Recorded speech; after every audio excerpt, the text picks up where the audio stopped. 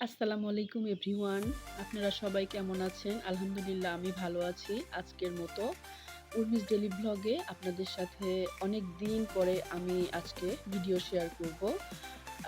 মাঝখানে অনেক ঝামেলা হয়ে গিয়েছে, যার কারণে আমি এখানে বেশ কিছুদিন কাজ করতে পারিনি। যাই হোক, আমি আবার চেষ্টা করব নতুন করে আপনাদের সাথে শেয়ার করার জন্য। আজকে আমি শুধুমাত্র হাতে মাখানো খিচুড়ি রান্না করব। যে খিচুড়িটা কিনা অনেক টেস্ট হয় আর অনেক ভালো লাগে আমার কাছে। বাহিরে কিন্তু অনেক বৃষ্টি। তো চিন্তা করলাম সকালবেলা কি নাস্তা করব। তো এর জন্য সবজি দিয়ে হাতে মাখানো খিচুড়ি আমার হাতের কিন্তু অনেক টেস্ট হয়। তো এর জন্য আমি চাল আর ডালটাকে ভালো করে ধুয়ে ১০ মিনিটের জন্য ভিজিয়ে রেখেছিলাম। আর রাখার পরে চালটা ধুয়ে পানি ঝরিয়ে নিয়েছি। নেওয়ার পরে এর মধ্যে সবকিছুকে দিয়ে দিয়েছি। আর এর মধ্যে বেগুন, আলু, পটল, ভেন্ডি আর মরিচটাও আমি দিয়ে দিয়েছি। আর এর আগে আমি দিয়েছি এর মধ্যে তেজপাতা, মসলা, গরম মসলা, লবণ, হলুদ, আদা, রসুন দিয়ে এখন হাতে মাখিয়ে আজকের এই খিচুড়ি। আমার কিন্তু হাতে মাখানো খিচুড়ি অনেক পছন্দ। আবার ভুনা খিচুড়িও পছন্দ। কিন্তু হাতে মাখানো বৃষ্টির দিনে এই হাতে মাখানো খিচুড়ি যে এত টেস্ট হয় সেটা আপনাদেরকে না বললে বা আপনারা একবার বাসায় না করলে কিন্তু বুঝতে পারবেন না যে হাতে মাখানো খিচুড়ি কিন্তু অনেক টেস্ট হয়। তো আমি সবকিছুকে ভালো করে হাত দিয়ে একটু সময় নিয়ে মাখিয়ে নিলাম। নেওয়ার পরে এখানে কিছুটা গিলা কলিজা আমার হাত ছিল আরকি। ওই গিলা কলিজাটাও আমি একটুখানি আলাদা করে ভেজে রেখেছিলাম। রাখার পরে ওই গিলা কলিজাটাও দিয়ে দিলাম। এতে করে সকালের নাস্তাটা আরকি হয়ে যাবে গিলা কলিজার খিচুড়ি।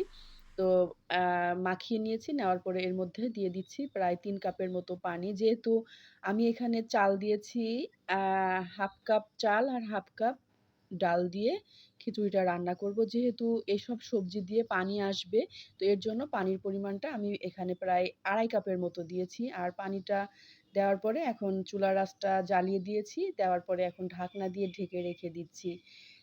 ঢাকনা দিয়ে ঢেকে রেখে দেওয়ার পরে আমি আবার ঢাকনাটাকে একটু তুলে নিচ্ছি আর নাড়াচাড়া করে নিব। আর কিছুটা লাল মরিচ দিব। যেহেতু একটু খিচুড়ি ঝাল, ঝাল খেতে বেশ ভালো লাগে।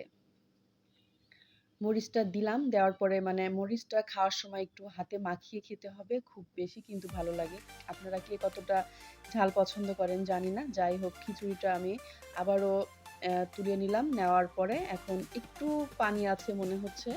তো এই পানিটাকেও আমি আবার একটু দমে দিয়ে খিচুড়িটা রান্না শেষ করব। রান্না করতে কিন্তু খুবই কম সময় লাগে। যেহেতু হাতে মাখানো আর হাতে মাখানো খিচুড়িতে কিন্তু অনেক ফ্লেভার আসে। তো যাই হোক, আমি এখন এই খিচুড়িটাকে আবারও একটু নাড়াচাড়া করে নিয়েছি। আর খিচুড়িটাও মোটামুটি সিদ্ধ হয়ে গিয়েছে। সামান্য একটু দমে রেখে দিলেও মোটামুটি এই খিচুড়িটা কমপ্লিট হয়ে যাবে আজকের এই বৃষ্টির দিনে হাতে মাখানো ঝরঝরে খিচুড়ি।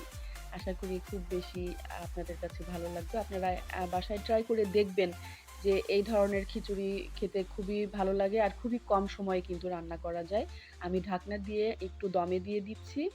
দম থেকে আ ঢাকনাটাকে তুলে নিয়েছি।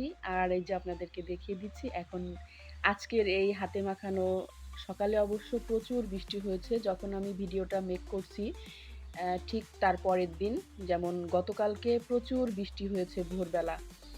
তো যাই হোক, এইজন্য চিন্তা করেছি যে আজকে সকালে হাতে মাখানো সবজি খিচুড়ি খেলে কেমন হয়? আপনারা অবশ্যই আমার এই হাতে মাখানো খিচুড়ি রান্না করবেন। আর এই হাতে মাখানো খিচুড়ি এমনিতেই খাওয়া যায়। যেহেতু সবজি খিচুড়ি এর মধ্যে খুব বেশি ডিম ভাজি-টাজি লাগে না। যাতে করে আবার এখানে কলিজাও দেওয়া আছে। তো এর মধ্যে আমি ১ ফালি লেবু, টমেটো আর শসা দিয়ে আজকের এই দারুণ টেস্টি খিচুড়িটা আপনাদের সাথে শেয়ার করলাম। আশা করি আপনারা অবশ্যই খিচুড়িটা রান্না করবেন আর লাইক কমেন্ট দিয়ে পাশে থাকবেন।